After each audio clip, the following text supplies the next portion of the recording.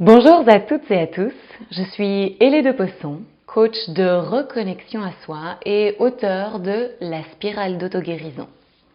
Je vais vous parler aujourd'hui un petit peu de cette méthode pour laquelle j'ai publié un livre et qui est une méthode que j'ai créée pour moi-même au départ, pour m'aider à dépasser un moment difficile, accueillir mes émotions et guérir petit à petit.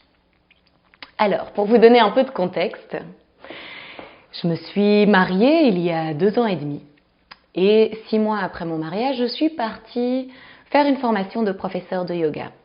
Le jour où je suis rentrée, mon mari m'a quittée. Autant vous dire que je ne m'y attendais pas. Ça a été une surprise assez difficile à dépasser. Et évidemment, j'avais beaucoup d'émotions dont je ne savais pas très bien quoi faire. On me disait tout le temps, tu dois accueillir tes émotions, tu dois vivre cette épreuve. Et j'avais l'impression de ressentir cette tristesse toute la journée. J'étais vraiment triste, je pleurais. Mais pourtant, je comprends maintenant qu'en fait, je ne la vivais pas.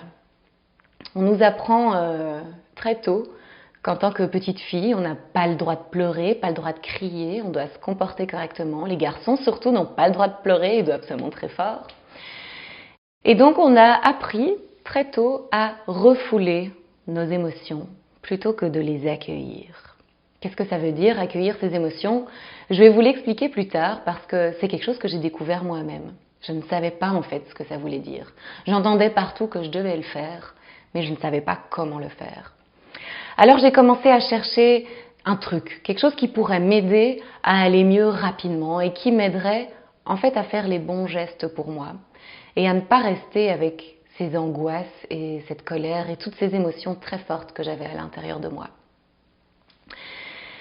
Et j'ai commencé à lire énormément de livres, à aller voir des coachs, des psychologues, à regarder des documentaires sur le fonctionnement du cerveau, du corps, des émotions. Et un matin, je me suis réveillée et je me suis dit, ça y est, j'ai compris. C'est une spirale d'auto-guérison. Et c'est comme ça que j'ai décidé d'appeler la méthode de cette manière et je vais vous l'expliquer. Je me suis rendu compte que la guérison, c'était pas tous les jours ça va mieux et puis un jour c'est fini. C'est pas un processus linéaire. Quand on veut se guérir autant émotionnellement que physiquement, on va passer par plusieurs étapes, plusieurs émotions, plusieurs fois. C'est un parcours qui est cyclique. Et je me suis demandé, tiens, combien d'étapes est-ce qu'il pourrait y avoir dans ce cercle? Et quelle est l'étape par laquelle on passe plusieurs fois? Et je me suis rendu compte qu'en fait, il y avait donc un événement qui allait titiller une de nos blessures. On a tous des blessures et je pense que ces blessures sont là pour nous apprendre ce qu'est l'amour inconditionnel. Parce que seul l'amour guérit ces blessures émotionnelles. Et on va donc avoir cette blessure qui est soit une blessure de rejet, d'abandon, de trahison, d'injustice ou d'humiliation. On n'en est pas toujours conscient et c'est tout à fait ok. Mais on va voir qu'on va avoir des émotions. Donc les émotions, c'est la partie supérieure de l'iceberg. Et la partie plutôt inférieure, cachée, si vous voulez, c'est les blessures. Donc la blessure, c'est l'étape numéro 2, qui vont faire venir des émotions. Pardon, la blessure, c'est l'étape numéro 1. Les émotions, c'est l'étape numéro 2. Qu'est-ce qu'on fait ensuite avec nos émotions? On a le choix. On peut les refouler. On peut se laisser complètement être submergé par l'émotion, à vouloir claquer des portes, à hurler ou à sentir comme si une maison s'effondrait sur nous, qu'on n'avait pas la force de se relever. Là, on laisse l'émotion prendre le contrôle sur nous et elle nous submerge. Ou on peut évidemment apprendre à l'accueillir. Et je vais vous parler de ça un petit peu plus tard. Ensuite, une fois qu'on a accueilli l'émotion, c'est important de la transmuter. Parce que les émotions peuvent devenir toxiques, on peut devenir accro à certaines émotions. Elles vont créer des connexions neuronales et à force d'avoir ces émotions à nouveau encore et encore et encore, on va y devenir accro et ça va devenir presque un réflexe pour nous de réagir avec de plus en plus de colère, de plus en plus de victimisation, etc. C'est pour ça qu'on dit que les personnes, quand elles vieillissent, généralement leurs traits de caractère ne s'affinent pas. Au contraire, ils s'exagèrent. Eh bien, en fait, c'est parce qu'on a tellement l'habitude de réagir d'une certaine manière que ça devient un automatisme. Donc, c'est important de transmuter ce qu'on ressent, c'est-à-dire qu'on va faire vraiment un shift, un changement au niveau de la croyance et du ressenti, passer de la peur à la confiance, passer du stress au calme. Ensuite, la 5e étape, c'est la pratique. C'est vraiment le fait de se libérer de l'émotion au niveau physique et énergétique.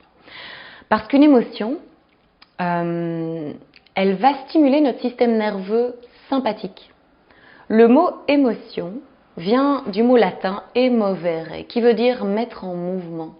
L'objectif de l'émotion, c'est de nous activer, de nous mettre en mouvement, de nous faire faire quelque chose pour nous aider à survivre, par exemple. À l'époque où on courait le danger de se faire manger par un lion, la peur, qui est une émotion, allait nous mettre en mouvement et nous faire courir pour nous sauver la vie. Donc l'émotion, son objectif, c'est de nous mettre en mouvement. Et quand on se met en mouvement, on va stimuler notre système nerveux sympathique, qui est le système nerveux du stress. Et quand le système nerveux sympathique est activé, le système nerveux parasympathique, lui, dort. On fonctionne toujours avec soit l'un, soit l'autre. Ils s'alternent. Et donc, quand on a une émotion, ça va créer beaucoup de tension dans le corps, vu que le système nerveux sympathique est aussi responsable du stress, de la tension, de nos muscles. Et une fois qu'on a libéré l'émotion, c'est important de rebasculer dans le système nerveux parasympathique, qui lui s'occupe de la régénération du corps, de la réparation des cellules. Il va activer le système nerveux digestif et reproductif. C'est pour ça qu'on dit que quand on est stressé ou quand on a beaucoup d'émotions, on n'a pas faim ou on a une fertilité qui est assez basse. Parce qu'en fait, ces organes, quand on est sous stress, c'est le système nerveux sympathique qui est actif et ces organes, le corps ne s'en occupe pas. Il a des choses plus importantes à faire. Donc il faut rebasculer dans le système nerveux parasympathique en apprenant à se détendre, à se libérer de l'émotion au niveau physique et énergétique. Et je vais aussi vous partager un exercice pour faire ça. Finalement, les 3 étapes vraiment pratiques de la spirale d'auto-guérison, accueillir et honorer l'émotion, la transmuter, la pratique, tout cela, ça va faire qu'on va prendre soin de soi. Et quand on prend soin de soi, on se donne de l'amour, on se donne de l'attention. Et c'est fondamentalement cet amour qui nous guérit. Seul l'amour guérit. Et cet amour va donc couvrir la blessure qui petit à petit va devenir de plus en plus petite. Et on va ensuite guérir, en tout cas au niveau émotionnel. Et je pense que les blessures physiques sont aussi là pour nous dire des choses sur nous. Je pense que chaque épreuve de la vie, en tout cas c'est la conclusion que j'ai pu faire pour mon expérience, vous pouvez faire votre propre conclusion. Je pense que les épreuves de la vie ne nous arrivent pas à nous. Elles arrivent pour nous. Elles arrivent pour nous faire grandir, pour nous apprendre quelque chose. Et cette épreuve, ce divorce que j'ai vécu, m'a permis en fait de me reconstruire sur des bases qui me correspondaient beaucoup plus. J'ai vraiment commencé à me demander qu'est-ce que je veux pour ma vie. C'est quoi mon objectif sur cette terre?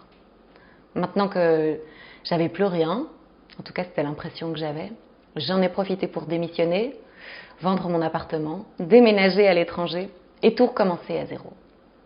Et j'ai vraiment pu me reconstruire la vie que j'ai aujourd'hui et qui me correspond beaucoup mieux. Alors, je voudrais partager plusieurs choses avec vous aujourd'hui au sujet des émotions. Donc, les émotions, c'est l'étape numéro 2 de la spirale d'auto-guérison. Et les émotions, en fait, sont assez méconnues dans notre culture occidentale. Pourtant, on en ressent tous les jours. Mais on ne nous apprend pas à l'école ce que c'est vraiment une émotion. Ce n'est pas quelque chose dont on parle facilement, même entre nous, à un dîner, entre amis. On a parfois trop de fierté pour montrer sa vulnérabilité. Pourtant, c'est une preuve de beaucoup de courage. Alors, je voudrais partager 5-6 points avec vous qui vont vous permettre de comprendre beaucoup mieux les émotions et en fait de vous comprendre beaucoup mieux. Le premier, je l'ai déjà dit, c'est le fait que l'émotion a pour objectif de nous mettre en mouvement. Son origine vient du mot latin emovere qui veut dire nous mettre en mouvement. Donc quand on ressent de la surprise, de la peur, de la tristesse, de la colère, c'est vraiment pour qu'on ait une réaction. Et en fait, notre émotion vient de notre ego, c'est pour nous faire réagir. Ça, c'est une première chose. La seconde, je le disais, nos émotions viennent de notre ego. Mais en fait, nos émotions peuvent autant être créées par une expérience ou une pensée. Je pense que ça nous est tous arrivé de commencer à s'inquiéter en imaginant rater un avion, rater un rendez-vous important professionnel le lendemain. Et donc, en s'imaginant le pire, en ayant des pensées, on peut vraiment créer une émotion, que ce soit de la peur, de la tristesse ou de la colère. Et donc, c'est intéressant à savoir parce qu'en fait, il faut faire attention à ce à quoi on pense, sachant que chaque émotion va stimuler notre système nerveux sympathique qui va donc créer du stress. Ça fonctionne dans un sens, mais ça fonctionne dans l'autre aussi. On peut très bien s'imaginer avoir de la joie, être beaucoup plus calme, être dans la sérénité, rien qu'en se projetant dans un paysage apaisant ou se rappelant d'un événement qui nous a fait nous sentir bien. Donc c'est important de vraiment comprendre qu'en fait le cerveau ne fait pas de distinction entre la réalité et les pensées. Et donc ça vous donne beaucoup plus de contrôle sur vos émotions que vous ne pensez. Alors la troisième chose que je veux partager avec vous, c'est que les émotions sont aussi souvent le produit fini d'une expérience du passé. Le docteur Joe Dispenza, qui est américain, chiropracteur d'origine et qui a fait des recherches incroyables sur le fonctionnement du cerveau et des émotions et de comment guérir justement tout type de maladies dont le cancer, la leucémie avec les pensées, avec la méditation. Il explique très clairement que les émotions peuvent être le produit fini d'une expérience du passé. Ce que ça veut dire, c'est que parfois on va vivre un événement. Par exemple, je me souviens que j'adore cuisiner. Et parfois, dans certaines relations que j'ai eues dans le passé, j'avais tendance à peut-être rater mes plats parce que j'étais trop intuitive et que je ne faisais pas attention au thermomètre. Soit, c'est un détail. Souvent, ce que je cuisinais a été critiqué et je le prenais mal, mais je refoulais mon émotion parce que je ne savais pas l'accueillir et que j'allais pas me mettre à pleurer à table. Je me disais, c'est ridicule, je ne veux pas pleurer parce qu'on critique mon plat. Pourtant, ça pouvait être assez vexant quand je passais plus de 2 heures dans la cuisine et puis que mon partenaire décidait de ne pas terminer son assiette et de se faire des pâtes à la place. C'était un peu vexant, je dois l'admettre. Et il m'est arrivé récemment une expérience où j'avais à nouveau un petit peu trop cuit mes cookies ou le plat et mon partenaire actuel m'a fait une petite blague à ce sujet-là. Et j'ai complètement surréagi. Je me suis mise à pleurer, je me suis mise à râler. Il a dit, mais enfin, je comprends pas pourquoi tu réagis tellement fort, c'est juste des cookies. Et en fait, j'ai compris ce jour-là, ce que le docteur Joe Dispenza explique, c'est que quand on n'accueille pas une émotion dans le passé, et qu'il y a un événement similaire qui va nous arriver dans le moment présent, en fait, c'est toute l'émotion du passé qui va sortir comme une tempête. Parce qu'elle a besoin de sortir et que là, c'est la bonne opportunité. Vu que la situation est très similaire, en fait, c'est cette émotion du passé qui va sortir dans le moment présent. Et je l'ai compris parce que j'ai commencé à avoir des flashbacks de ce moment où mon ancien partenaire critiquait ce que je cuisinais. C'est un exemple très simple, j'espère que ça vous fait sourire, mais voilà, c'est simplement pour vous illustrer comment ça fonctionne. Et je pense que ça nous arrive à tous parfois de surréagir par rapport à des situations, parce qu'en fait c'est la 10e fois que ça nous arrive et qu'on n'a rien dit les 9 fois précédentes, mais que ça nous a fait mal. Et là en une fois, on explose.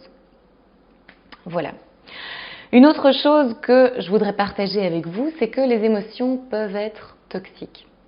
Parce que quand on vit trop souvent des émotions intenses, vous devez le savoir, ça crée vraiment du stress et ça augmente le cortisol dans le corps. Et donc, comme je le disais, ça va empêcher le système nerveux de nous régénérer, le système nerveux parasympathique de faire son travail de régénération, et ça va monter le système nerveux sympathique, qui peut vraiment à terme en fait être toxique pour le corps.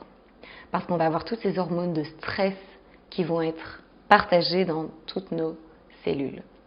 Mais à nouveau, pas de raison de s'inquiéter, on peut en pleine conscience choisir de rebasculer dans le système nerveux parasympathique qui permet justement au corps de se régénérer. Un dernier élément, 2 dernières choses que je voudrais partager avec vous qui sont importantes.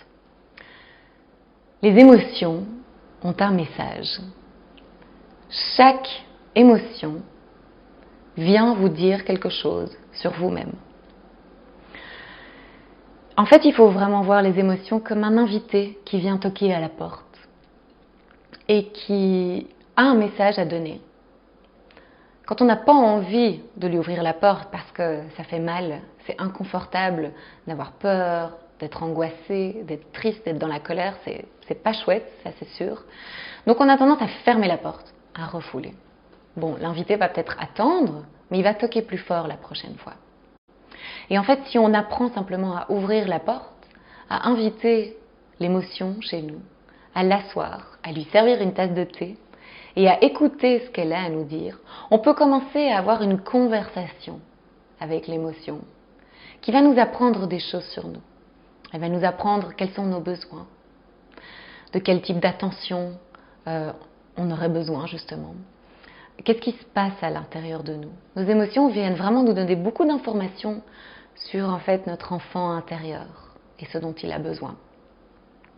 Et puis plus en détail, chaque émotion a un type de message en particulier. Par exemple, la tristesse, elle vient pour nous régénérer, elle vient pour nous libérer. C'est pour ça que souvent quand on pleure, après on se sent soulagé.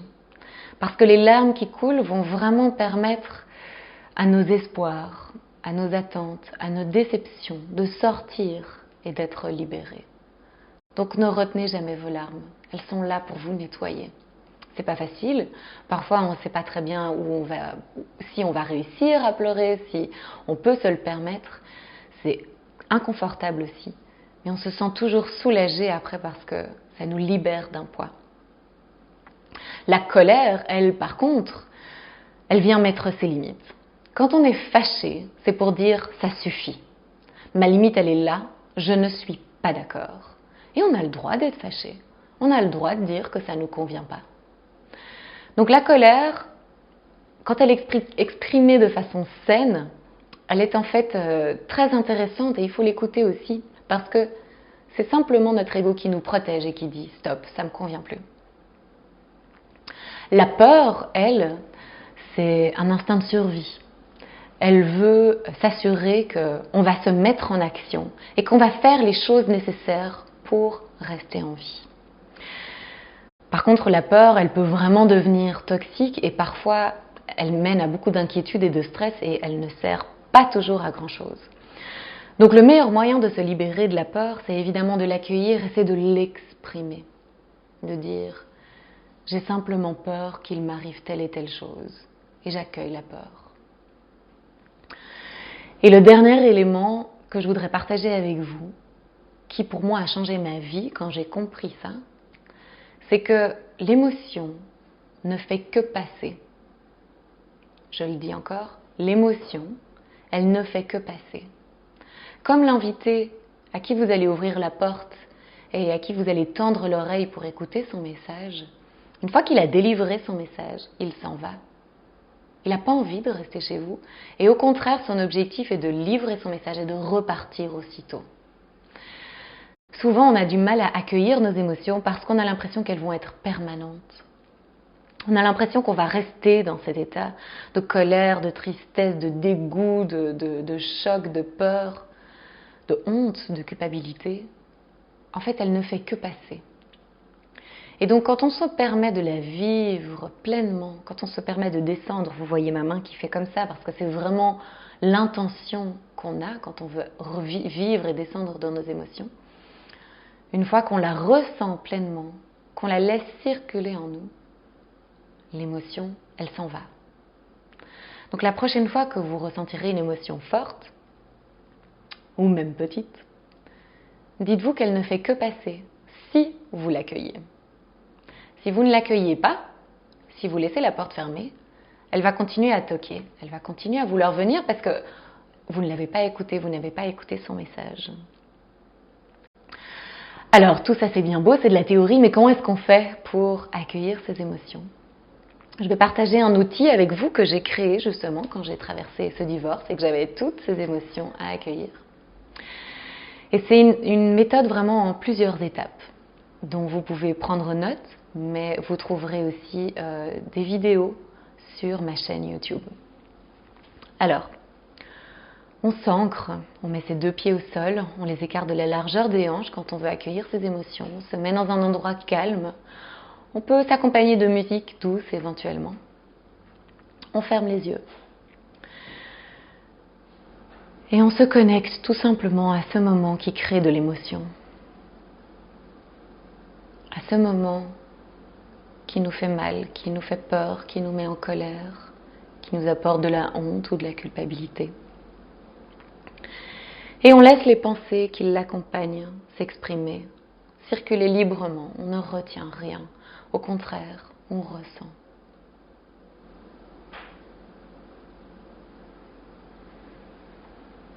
Et puis on peut observer, l'étape numéro 2, comment l'émotion s'exprime dans le corps. On peut observer des picotements, de la chaleur, la tête qui gonfle, souvent la gorge qui se noue ou le ventre qui se noue. On observe tout simplement comment physiquement l'émotion s'exprime dans le corps. Et puis si on ressent un peu plus de tension quelque part, on peut y déposer sa main. Et dans sa main, on accueille toute l'émotion.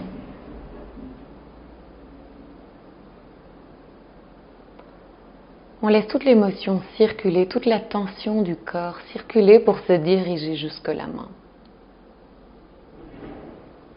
On peut rester là aussi longtemps qu'on veut. L'étape numéro 3 ensuite, c'est de donner toute la légitimité à cette émotion en disant « oui, je suis triste », en colère, fâchée, frustrée. Vous pouvez remplacer avec tous les mots qui vous semblent adéquats à votre situation. Oui, je suis triste. Et je me sens pas bien. Et c'est tout à fait normal que je me sente pas bien.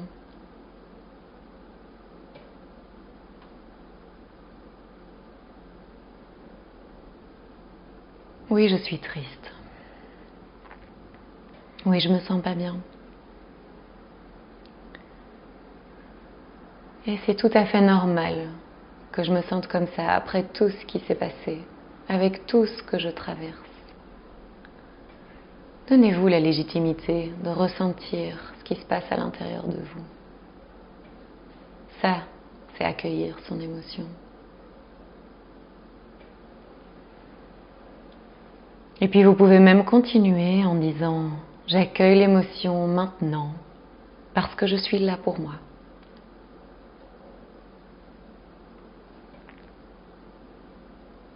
Ensuite, on va prendre 3 grandes respirations. On inspire par le nez.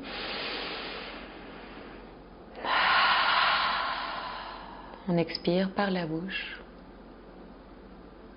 On inspire par le nez. On expire par la bouche. On inspire par le nez. Et on expire par la bouche. Pour détendre le corps et relâcher tout ce qui doit être relâché.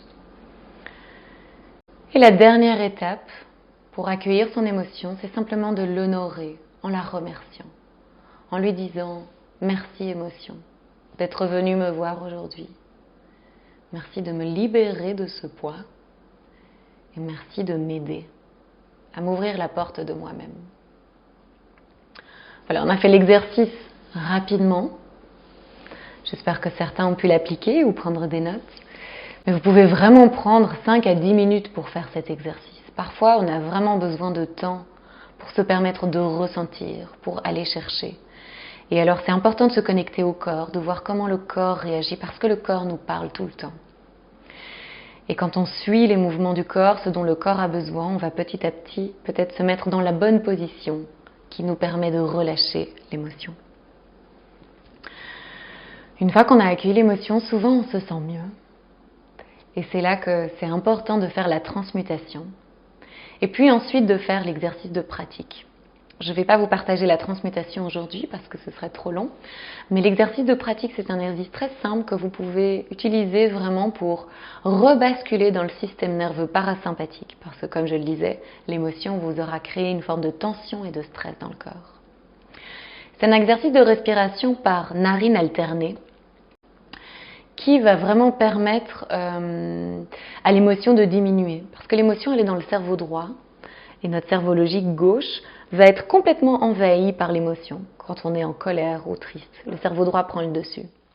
Et donc pour se calmer et rebasculer dans le système nerveux parasympathique, on doit rééquilibrer les deux hémisphères du cerveau. Et donc pour ce faire, on va utiliser nos narines. Parce que quand on respire de l'un côté, ça stimule une partie du cerveau et inversement. Donc on prend sa main droite et on va baisser l'index et le majeur. On va inspirer par les deux narines et expirer. On déplace son pouce sur la narine droite. On inspire à gauche. 3, 4. On bloque les deux narines. 2, 3, 4. On expire à droite. 2, 3, 4. On reste vide. 3, 4. On inspire à droite. 2, 3, 4. On ferme les deux narines. 2, 3, 4. Et on expire à gauche. 2, 3, 4. Voilà. Donc là, on a fait un tour complet de cet exercice qui s'appelle Anuloma Viloma, qui fait partie de la famille des Nadi Sodhana, qui est un exercice de respiration, de pranayama, qu'on apprend quand on fait du yoga. Et c'est un exercice qui est très puissant. C'est pas parce que vous ne faites pas de yoga que vous ne pouvez pas le faire. Au contraire, il va vous apporter tous les bénéfices que vous pourriez avoir. Et vous trouverez aussi une vidéo de cet exercice sur ma chaîne YouTube. Voilà, je vous remercie de m'avoir écouté. J'espère pouvoir pu vous transmettre un maximum de choses. Et je vous souhaite surtout d'apprendre à créer une conversation avec vos émotions et de les inviter à prendre le thé avec vous. Merci.